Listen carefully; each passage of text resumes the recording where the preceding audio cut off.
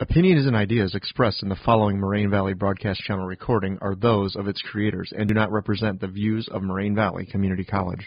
And hello, everybody. This is Dr. Darren Schreck from Moraine Valley Community College with some PSC 103, Introduction to Political Science students. And with me today is Mohammed. How are you? I'm doing good. And Nick. I'm doing very well. And there's another Nick here today. How are you today? Great. All right. What we're going to do from the next few weeks is we're going to discuss some political topics and also discuss some topics that are not political in nature, but we try to get some good responses out of everybody. And what we did is I always give the questions ahead of time to the students, and I'm basically just going to moderate and make sure that everything keeps moving forward. We talked about several, for our first question, we talked about several ideologies like libertarianism or modern liberalism or classic conservatism, socialism, and so on and so forth.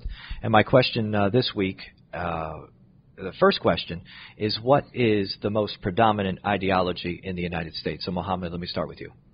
In all honesty, I think it's probably liberalism because the moral equality of people and that liberty is the prime political value of people. Mm-hmm. And that political authority must be justified, in my point of view. Oh, good. And Nick, how about you? Yeah, I think along with what Muhammad said, when you think of the United States, I think of liberty and justice for people and people being able to go out there and chase their dreams. Mm-hmm. And seeing people get held back from that, it's hard to watch because all they wanted to do was do something that they thought was right maybe in the moment, and it pushed them back from what they wanted it to be right. Okay. And Nick? Same with my two companions here. America is the home of the free and land of brave and equal opportunity for all who willing to work hard for their dreams so they can provide a nice future for their family, their grandkids, and themselves. So let me throw this out to all three of you as a follow-up question. To what extent does the government play in helping people out? Should the government have a role, or should the government have a minimal role or a greater role in helping people achieve that justice or that equality? I'll throw it to any of you. Nick? I think it's a minimum role because, it comes down to you wanting to do it for yourself. It shouldn't be the government has to give you the push to do it. You should want to better yourself for, like Nick said, for your family, maybe your friends, whoever it may be around you, instead of someone having to give you a push and force you to want to do it. Okay. Mohammed, Nick? Same with Nick here. It's a innate human desire to want to do better. Mm-hmm. So government should be minimal because it's your life. No one is telling you what to do. You have to have the desire and motivation to do it for yourself. And to take responsibility for the decisions you make. Yes. Right. Mohammed, how about you? Same thing like they're saying. It's basically you want to better yourself and not better other people. Mm-hmm. Like the government shouldn't be helping you out. Like Nick said, you shouldn't be able to, or they shouldn't help you with the push. You should strive for it yourself. Okay. Nick, next question. Does voting matter to you? I think for me personally, I got to vote for the first time, this year, and I didn't vote for the state elections that just happened a week ago. I voted for the presidential elections. Mm-hmm. I think for some people it does matter, and for others they're kind of like, my vote really probably doesn't matter, so to them it does matter. But for me, I think it does matter because your opinion says something about who you are and who you want to represent you. Okay, and when you say that this is the first time the presidential election was the first time, was it because of age or because of age? It was because of age.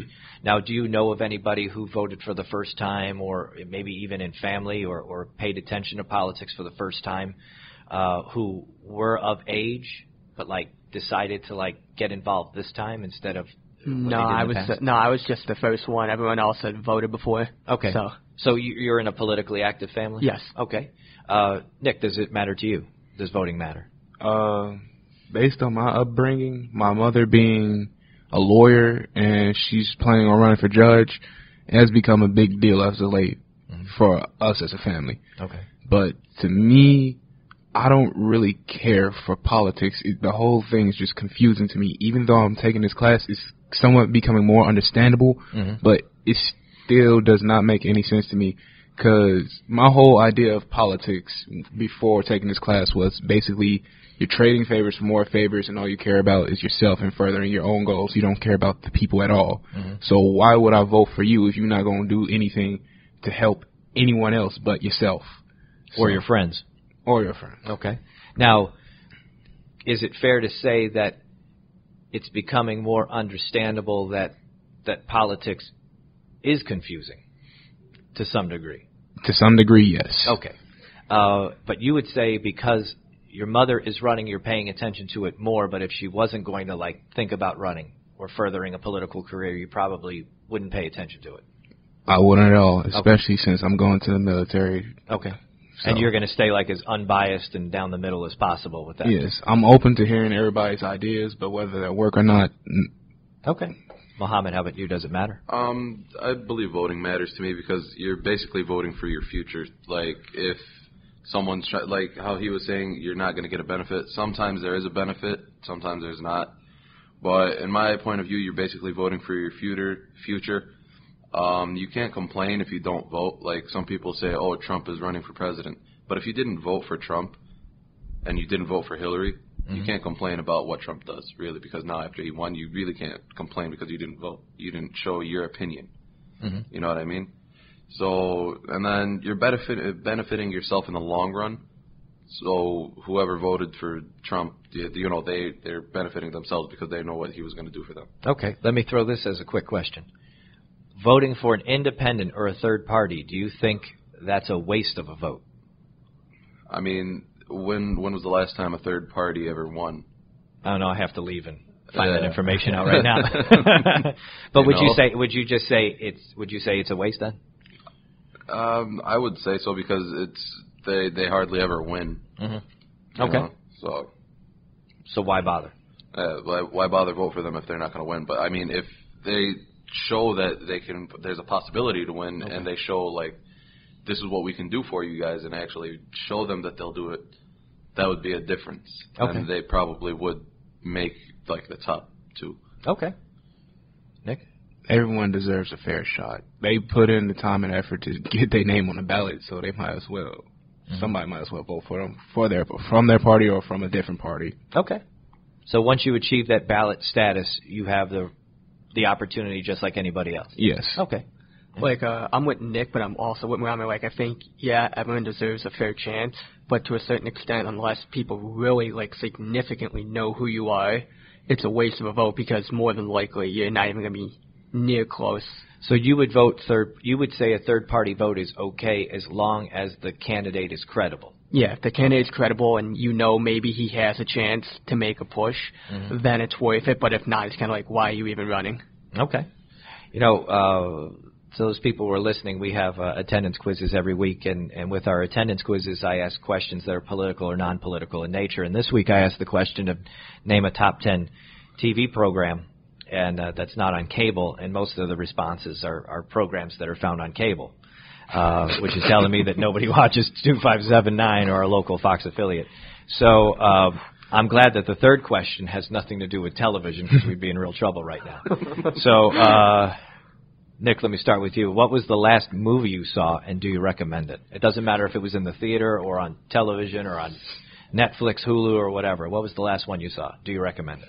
The last movie I saw was The Guardian. It has Ashton Kutcher, and I forgot who else, but my mother's boss recommended it because I'm going to the Coast Guard, and it basically tells the story of aviation rescue technicians or rescue swimmers and what they go through, how their training is like, and the tale of one guy who's a water dog, basically someone who loves the water, cannot stand to be away from it too long, that just loves it. He loves what he does, but his marriage is at risk, but he still continues to do it. In the beginning of the movie, I'm not going to spoil it, but it's a pretty bad beginning because it's going to make you like kind of like jerk at your heartstrings a little bit. Okay. But towards the end, he starts training these students in the ways of being rescue swimmers. And towards the end, another tragic ending. I'm not going to spoil it, but just watch it. It's a good movie. I done watched it like 57 times. Yeah. So you do like it? Yes, I really do like it. All right, good. Nick, how about you? The last movie I saw was Goodfellas with Joe Pesci and Ray Liotta. Yeah. I would recommend it because it kind of shows you what life for Italian mobsters was like in the 1950s, this late 70s, early 80s, you know. It pretty much shows you they ran around, did what they want, whenever they wanted. No one was in any rush to stop them. And if you did, they were going to pay you off, and they were going to keep going at what they were doing. And, you know, even so, I think even with Goodfellas, it's the type of movie that if you turn on today, it still appeals to voters as there goes my political sense. It appeals to you know, the viewers today as it did like in 1990 when it first came out. I still think it's a really good film. I agree. The movie that I recently watched was Ghost in the Shell, starring Scarlett Johansson. It was a pretty good movie. They basically they programmed her brain to say that she was in an accident where she drowned on a boat. They programmed her brain and put her into a robot, and then the robot basically became her. So she had to take these medications to make her believe that she drowned.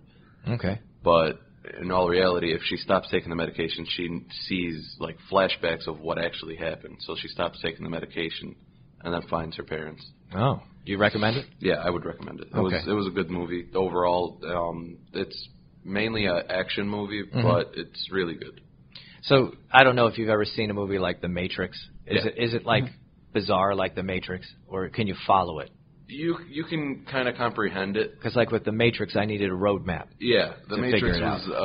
I was watching it in one of my other classes. It's kind of difficult to comprehend and like grasp it, but this one it's basically one world, not two worlds like The Matrix. Okay. It's one world. Just they build robots out of other people's brains. Okay.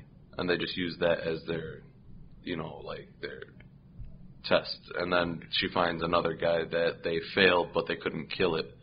And then they group up and then find where they were, and they were brothers and sisters. Okay, great.